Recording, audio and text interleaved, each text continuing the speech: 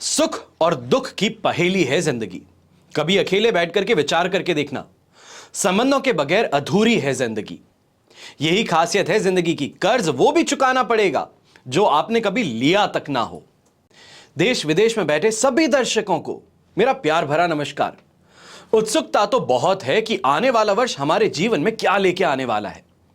इतनी मेहनत करके हम कहां पहुंच रहे हैं और क्या ग्रह हमारी मेहनत को श्रेष्ठ फल देने वाले हैं या हमें और ज्यादा मेहनत करने पर विवश करने वाले हैं। जैसे कि आप जानते हैं, इस चैनल पर सिर्फ सच कहा जाता है, क्योंकि मैं और मेरे पिताजी ये मीठी मीठी बातें करके आपको और आपके भविष्य को गुमराह नहीं कर सकते। ये ना उद्देश्य है और ना ही फितरत है। इस एपिसोड में हम बात कर रहे हैं वृश्चिक राशि की कि आपके लिए वित्तीय स्थिति पर कैसा ये वाला साल यानी कि 2024 रहने वाला है। स्वास्थ्य की बात करें, लव लाइफ की बात करें, कैरियर की बात करें, इन सब पर आगे हम एक एपिसोड अलग से बनाएंगे और चर्चा करेंगे कि कैसा ये वर्ष रहेगा। क्या हमें इस वर्ष आराम प्रदान होगा या मेहनत और ज्यादा बढ़ेगी। इसके लिए बस यही कहूंगा कि इस चैनल को सब्सक्राइब करके बेल आइकन जो है वो दबा दीजिएगा, ताकि जो भी एपिसोड आता है आपको अवश्य ही देखने को मिले। आपको ढूंढना ना पड़े, खोजना ना पड़े। आज एक चर्चा की और अगली चर्चा में आप उपस्थिति ना हो, ऐसा ना हो। इसके लिए इस एपिसोड को जरूर आप लाइक कीजिए, चैनल जो है उसको सब्सक्राइब करके बेल आइकन दबा दीजिएगा। ठीक है, अब हम बात करते हैं आपके राशि की। अब बात करते हैं 2024 कैसा रहने वाला है वृश्चिक राशि के लिए। तो वित्तीय रूप से यह वर्ष जो है बहुत बहुत शानदार रहेगा, या ऐसा कहें कि सपनों को सच करने की काबिलियत जो है वो अब आप में आ जाएगी। ड्रीम्स कम ट्रू वाली सिचुएशन सुनते हो, मोटिवेट हो जाओ, सुनकर के जोश ला दो अपने अंदर, क्योंकि यह वर्ष जो है ये आपके लिए पॉजिटिव नहीं बल्कि पॉजिटिव से परे है। एकादश भाव में केतु महाराज की उपस्थिति ये वर्ष की शुरुआत से ही आपके लिए रहेगी, जो आपको वित्तीय तौर पे स्टेबिलिटी प्रदान करेगी। बहुत ज्यादा आपको यहां पे स्ट्रेंथ मिलेगी और मदद भी मिलेगी। वर्ष के पूर्वार्ध में ही बृहस्पति छठे भाव में रह करके कुछ चैलेंजेस भी सामने लाएंगे। अब इसके लिए कई फाइनेंशियल एडजस्टमेंट्स जो है अपने लाइफ में और सेविंग्स, इस पे आपको थोड़ा ध्यान देना हो जाएगा। वर्ष की शुरुआत में मंगल और सूर्य के द्वितीय भाव में होने से आर्थिक चुनौतियां रहेगी, लेकिन उन चुनौतियों को दरकिनार करके धीरे धीरे अपनी फाइनेंशियल स्टेबिलिटी को आप मजबूत करने में कामयाब हो जाएंगे। अब इसमें कोई भी शक नहीं है कि वर्ष जो है वो तो आपके लिए प्रॉफिटेबल है, आपके लिए फाइनेंशियली बहुत शानदार है कि पैसों की बरसात कहें वो देखने को मिलेगी। पूरा बिस्तर जो है पैसों से भर सकते हो।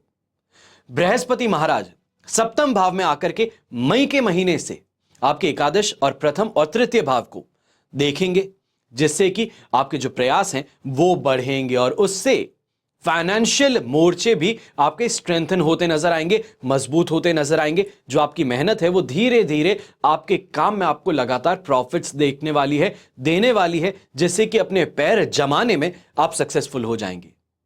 तो ये हुआ 2024 का वित्तीय राशिफल या फाइनेंशियल राशिफल आपकी राशि के लिए। आशा करता हूं यह एपिसोड पसंद आया होगा, और पसंद आया है तो सिर्फ देखना नहीं है, एंड तक पूरा देखें हैं तो लाइक करना है, चैनल को सब्सक्राइब करना है, इसका जरूर ध्यान दीजिएगा। मैं आशा करता हूं कि आपका यह वर्ष जो है चाहे स्ट्रगल से भरा हो या बहुत ही पॉजिटिव हो, पर आप हमेशा खुश ही रहें। चैलेंजेस हैं उसको एक्सेप्ट करें और उस चुनौती को मानते हुए आगे बढ़कर के उस पर सफलता अवश्य ही पाएं। क्योंकि मैं ये दिल से कह रहा हूं कि किसी के लिए भी बुरा नहीं चाहता। जो ग्रहों की स्थिति है, जो ग्रह बताते हैं, वो कहना सिर्फ और सिर्फ इतना ही मेरा काम है। आपको गाइड करना एस्ट्रोलॉजिकली वो मेरा काम है, वो मेरा कर्तव्य है, वो मेरा धर्म है। उसको मैं पूरी तरीके से निभा रहा हूं और आशा यही करता हूं कि कैसी भी कोई भी स्थिति आपके सामने क्यों ना आए, पर आप अपना स्टैंड यहां पे ना खोएं। आप पूरे साल बहुत ही स्ट्रांगली कोई भी स्ट्रगल है तो उसको पार करें, सक्सेस अवश्य पाएं। और अगर अच्छा साल है तो अच्छे साल में सिर्फ कमाई जो हो रही है उस पर ध्यान मत दीजिए, दूसरों का भला करने पर भी ध्यान दीजिएगा। कि अगर आपको ईश्वर ने यह आशीर्वाद दिया है कि यह वर्ष आपके लिए अच्छा है, तो गरीबों की सेवा, बड़े बुजुर्गों की सेवा, कहीं ना कहीं अनाथालय में जाकर के सेवा अवश्य ही कीजिएगा। क्योंकि जब अच्छा हो रहा है तो हर किसी के साथ में अच्छा करना यह स्वयं का कर्तव्य बन जाता है। मेरा यह मानना है, अगर आपका भी यही मानना है तो ये करके इस वर्ष को अति शुभ बना सकते हैं।